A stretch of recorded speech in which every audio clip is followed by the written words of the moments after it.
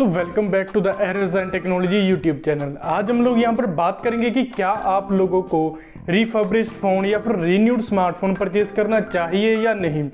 Basically आपने अक्सर देखा होगा कि अमेजोन पर अगर आप कोई प्रोडक्ट खरीदने जाते हैं देन उसमें एक रीन्यूड कैटेगरी होती है, जैसे कि उसका जो प्राइस होता है ना वो काफ़ी कम होता है। जैसे कि मान लीजिए अगर आपने कोई आईफोन या फिर कोई भी स्मार्टफोन परचेज करना है जिसकी जो कॉस्ट है वो 50,000 रुपीज़ है, तो जो रीन्यूड डिवाइसेस होते हैं सेम होते हैं, बस उसकी जो प्राइसिंग होती है वो 5,000 रुपये या फिर 10,000 रुपये कम होती है। इवन कि आपको हाफ प्राइस में भी रीन्यूड स्मार्टफोन्स या फिर रिफर्बिश्ड स्मार्टफोन देखने को मिल जाते हैं।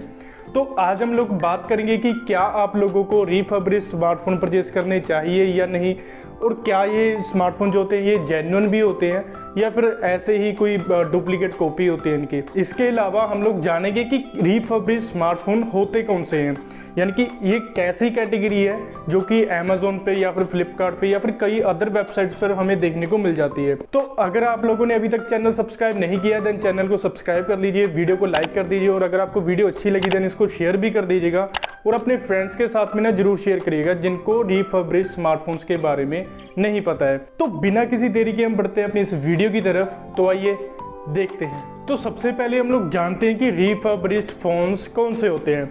देन सिंपल सी लैंग्वेज में बताऊं, जो बायर होता है वो एक बार स्मार्टफोन परचेज करता है और उसको एक स्पेसिफिक टाइम के लिए यूज़ करता है, और अगर उसको कोई फॉल्ट नज़र आता है स्मार्टफोन में देन वो उसको रिटर्न कर देता है। और जो रिटर्न है वो किसी फॉल्ट के कारण हुआ है देन कंपनी क्या करती है, या फिर जो सेल्समैन होता है या फिर सेलर कंपनी होती है वो क्या करती है, फ़ोन वापस लेती है, उसका फ़ोन चेक करती है, उसकी जो कंडीशन है वो चेक करती है कि वर्किंग में है या नहीं, और उसके बाद उसको सेलिंग पे लगा देती है और उस पर टैग लग जाता है रीन्यूड या फिर रिफर्बिश्ड का। तो ये चीज़ है, लेकिन ऐसा भी नहीं है कि सभी फ़ोन्स में फ़ॉल्ट होते हैं, सभी फ़ोन्स फॉल्ट के कारण ही वापस होते हैं। अभी मान लीजिए अगर आप लोगों ने स्मार्टफोन परचेज़ किया है अमेजोन से, मान लीजिए आईफोन SE परचेज़ किया आपने, आपको उसमें 10 डेज़ या फिर 7 डेज़ की रिप्लेसमेंट पॉलिसी देखने को मिलती है। कुछ स्मार्टफोन्स पे 30 डेज़ की भी रिप्लेसमेंट पॉलिसी होती है। तो कस्टमर क्या करता है, कुछ टाइम के लिए यूज़ करता है उसको, जैसे कि मान लीजिए 7 डेज़ या फिर 10 डेज़ की रिप्लेसमेंट पॉलिसी है। अगर उससे पहले उसको फ़ोन जो है पसंद नहीं आया देन वो फ़ोन को रिटर्न कर देता है, और जो कंपनी होती है वो अच्छे से चेक करती है। जैसे कि इस चेक्स में क्या क्या होता है, बेसिकली इसमें वो वॉल्यूम चेक करते हैं, वॉल्यूम अप एंड डाउन वाले button, lock button, camera, picture quality, video quality. इसके अलावा फ़ोन की डैमेजेस वगैरह चेक करते हैं, ऑडियो क्वालिटी चेक करते हैं, और स्क्रीन जैसे कि टच स्क्रीन जो है उसका रिस्पॉन्स चेक करते हैं।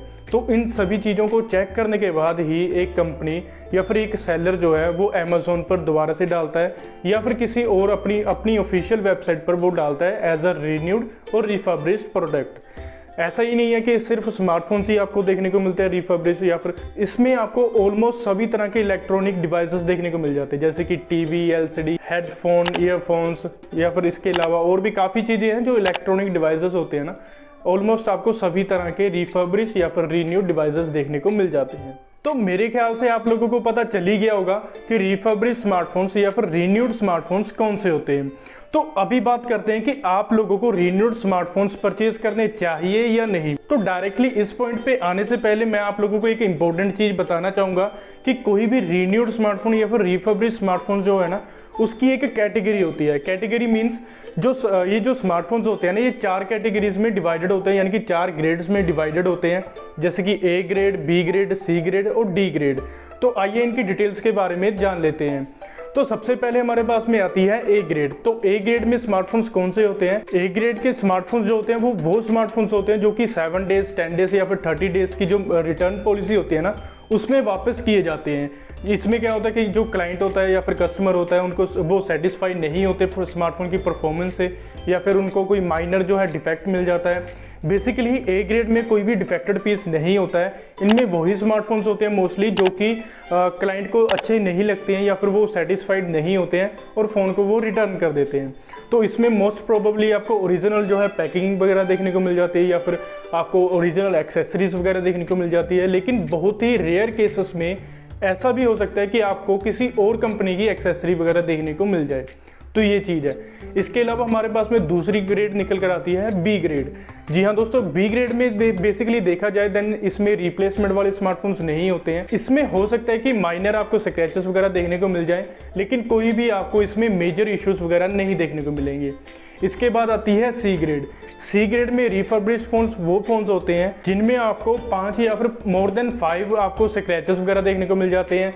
इससे साफ पता चलता है कि ये जो फ़ोन है ये सेकेंड हैंड स्मार्टफोन है, तो ये चीज़ है। इसके अलावा डी ग्रेड निकल कर आती है, तो डी ग्रेड में आप लोगों को अंदाज़ा हो ही गया होगा, क्योंकि जो ए ग्रेड है, बी ग्रेड है, सी ग्रेड है, इनमें तो आपको अच्छे प्रोडक्ट देखने को मिल ही जाएंगे। लेकिन जो डी ग्रेड कैटेगरी होती है ना, इसमें कम्प्लीटली सेकेंड हैंड स्मार्टफोन्स होते हैं। इसकी जो बॉडी होती है या फिर उसमें डेंट वगैरह देखने को मिल सकते हैं, आपको स्क्रीन वगैरह जो ब्रोकन देखने को मिल सकती है। लेकिन कम्प्लीटली ऐसा नहीं होता, क्योंकि कंपनी जो है वो रिपेयर करके ही भेजती है कोई भी स्मार्टफोन। तो हो सकता है कि आपको उसमें परफॉर्मेंस वगैरह अच्छी देखने को मिल जाए, लेकिन लॉन्ग टर्म के लिए मैं गारंटी नहीं दे सकता।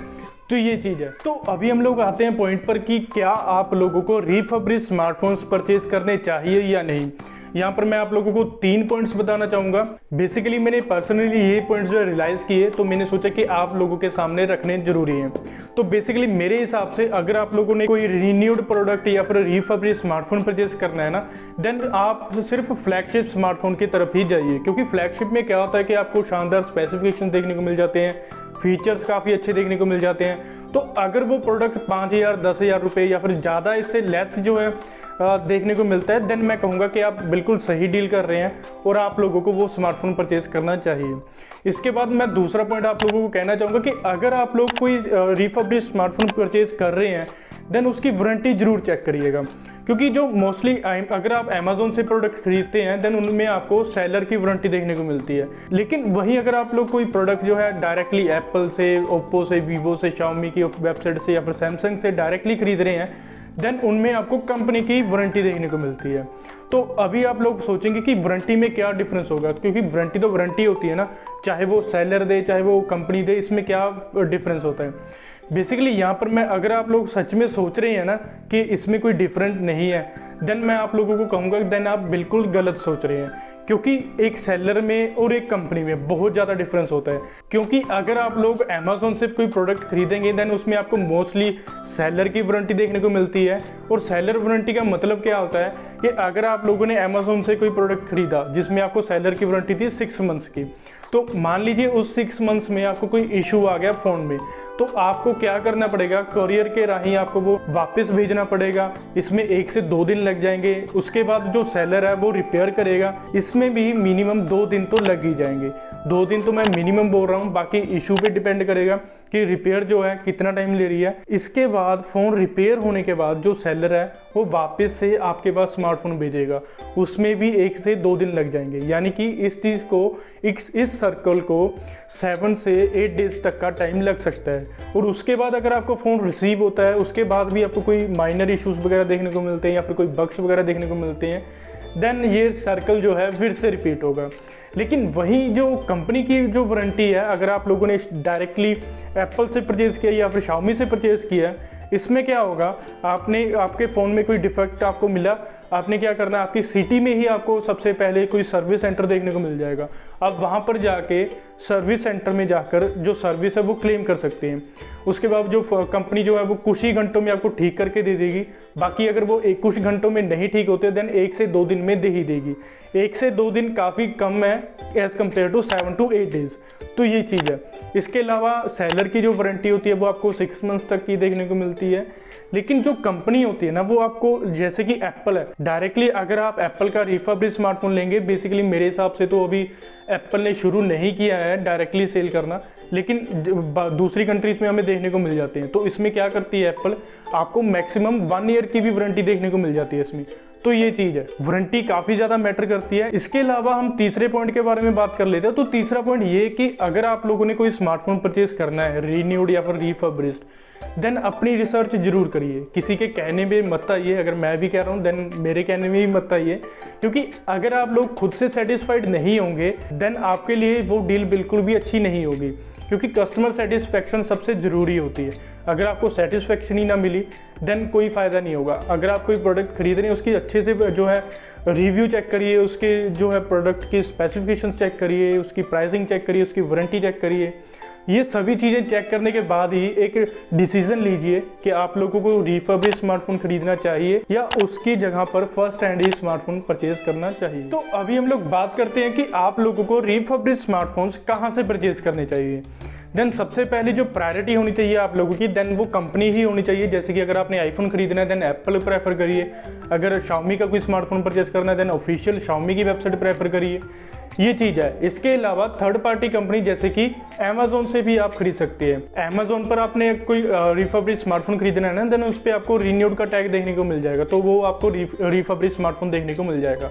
इसके अलावा आप OLX वगैरह या फिर कैशिफाई पर भी खरीद सकते हैं, लेकिन इनमें मैं आपको ये ज़्यादा रेकमेंड नहीं करूँगा। तो इसके अलावा अगर आप लोगों ने कोई रिफर्बिश्ड स्मार्टफोन परचेज करना है देन आप अमेजोन या फिर कोई ऑफिशियल वेबसाइट ही, जैसे कि कंपनी की ऑफिशियल वेबसाइट ही प्रेफर करिए। तो ये थी कुछ बातें रिफर्बिश्ड स्मार्टफोन्स के बारे में। आई होप ये वीडियो काफ़ी इन्फॉर्मेटिव रही होगी। अगर आपको ये वीडियो अच्छी लगी देन इसको लाइक एंड शेयर करना मत भूलिएगा। अपने फ्रेंड्स या फिर फैमिली के साथ में जरूर शेयर करिएगा, ताकि उनको अगर कोई डाउट हो रिफर्बिश्ड स्मार्टफोन के बारे में देन ये वीडियो देख के उनका क्लियर हो जाए। इसके अलावा अगर आप लोगों ने चैनल सब्सक्राइब नहीं किया देन चैनल सब्सक्राइब जरूर करिएगा, और अगर आप लोगों का कोई भी किसी भी तरह का फीडबैक हो वो कमेंट्स में जरूर शेयर करिएगा। तो इसी के साथ ही मिलते हैं अपनी नेक्स्ट वीडियो में। तब तक के लिए keep smiling and keep watching our video.